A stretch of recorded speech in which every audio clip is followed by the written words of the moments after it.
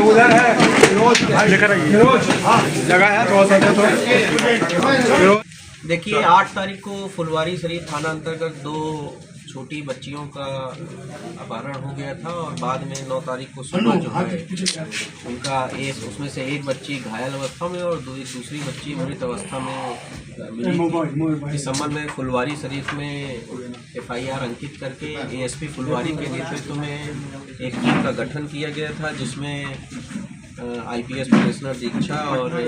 DSP Annu, DSP professor Chinki, इसके अलावा technical cell के इंस्पेक्टर दीपक, SHO नौबतपुर, SHO महिला थाना, SHO बेऊर और कई ऑफिसर्स लगाए गए थे। उसके बाद जो है हम लोगों ने कई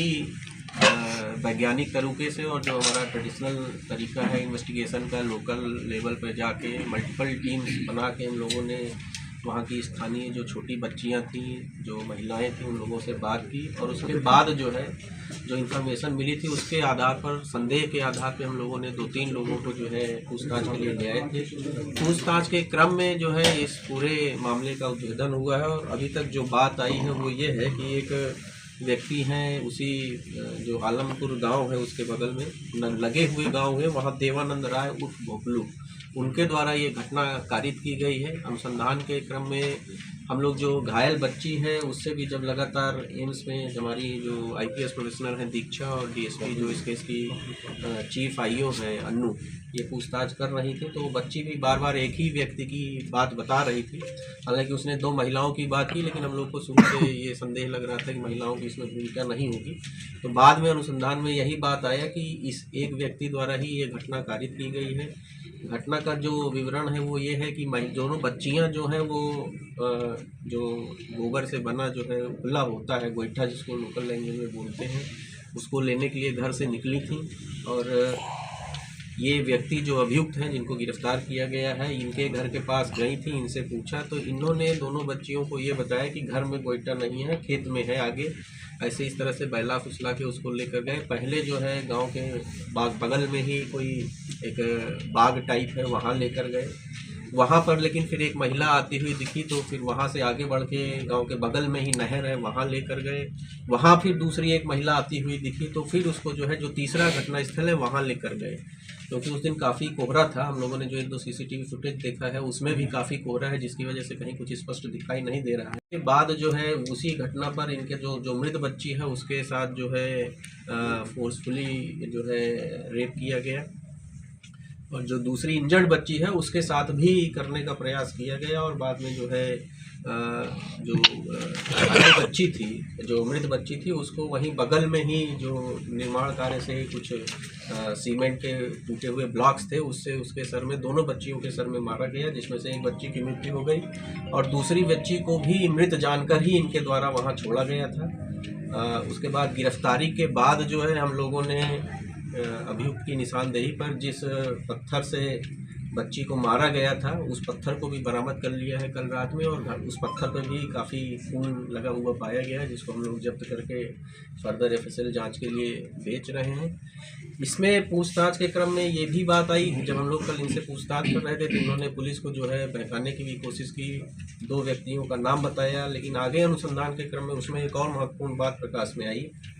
कि जिस व्यक्ति का ये नाम बता रहे थे, जो कि बता रहे थे कि इनके साथ घटना में शामिल है,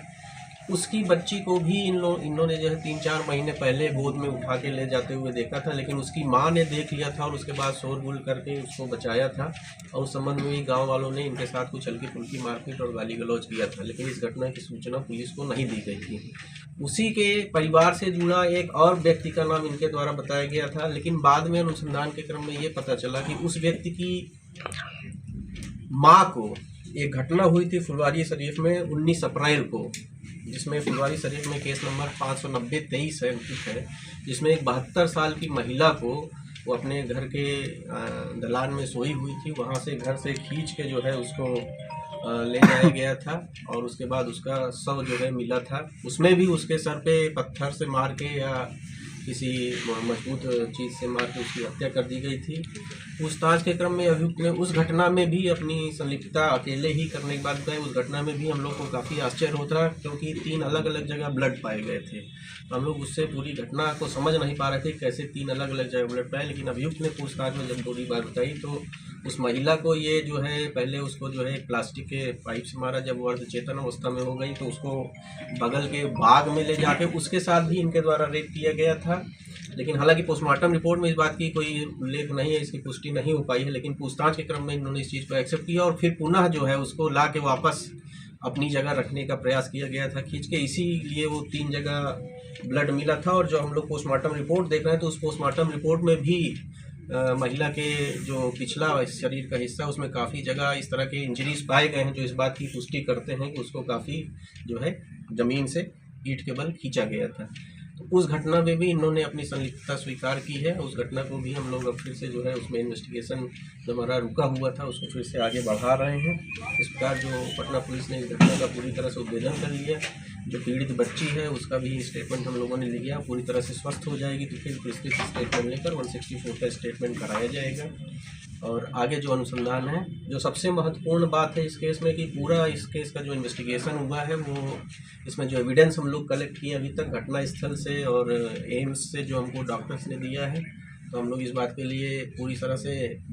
आश्वस्त हैं कि साइंटिफिक एविडेंस के बल पर हम लोग शीघ्र ही इस घटना में जो दोषी है उसको सज़ा दिला पाएंगे। पूर्व बैल चोरी के मामले में ये एक बार जेल जा चुके हैं हम, लेकिन हम लोग उसको फर्दर जो है अपने रिकॉर्ड से वेरीफाई कर रहे हैं। क्या दोनों बच्चियों के दूसरी बच्ची के साथ भी रेप का हुआ है कि जो डॉक्टर ने जो हम लोग को दिया है इंजरी रिपोर्ट दी है उसमें जो उन्होंने कहा है कि संभावना से इनकार नहीं किया जा सकता। इसके अलावा उन्होंने कई तरह के हम लोग को सीजर दिए हैं जिसको फर्दर हम लोग एफएसएल जांच के लिए भेज रहे हैं और उसके बाद एफएसएल जांच से जो चीज़ें आएंगी उससे हम लोग कोरोबोरेट करें। इसमें एक चीज़ और महत्वपूर्ण बात इन्होंने बताई, जो मृत बच्ची है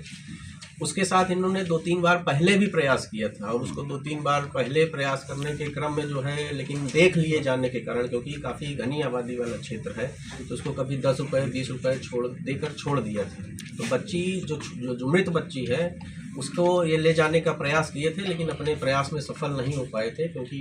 घनी आबादी का क्षेत्र होने, जैसा इन्होंने स्वयं ही बताया कि कई बार आते जाते लोग मिल जाते थे। ये घटना भी जब हुई तो उस दिन भी 2 अलग अलग जगहों पर ले जाने के कारण 2 महिलाओं के आ जाने के कारण ये घटना नहीं कर पाए।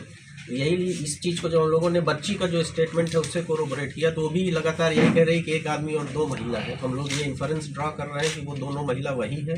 हालांकि अभी तक कोई महिला सामने आई नहीं है, लेकिन हम लोग जो है हमने अपने जो एएसपी फुलवारी हैं और एसएचओ फुलवारी जो एसआईटी के सदस्य हैं हमने इनसे कहा है कि जाएंगे गांव में और ये अनुरोध करेंगे जो 2 महिलाएं हैं वो सामने आए अगर उन्होंने देखा है। और आपके माध्यम से भी हम लोग अनुरोध करेंगे अगर वो दोनों महिलाओं ने इस व्यक्ति को दोनों लड़कियों के साथ देखा है तो ज़रूर सामने आए, पुलिस को स्टेटमेंट दें और हमको जो है अभियुक्त को सज़ा दिलाने में काफ़ी मदद मिलेगी।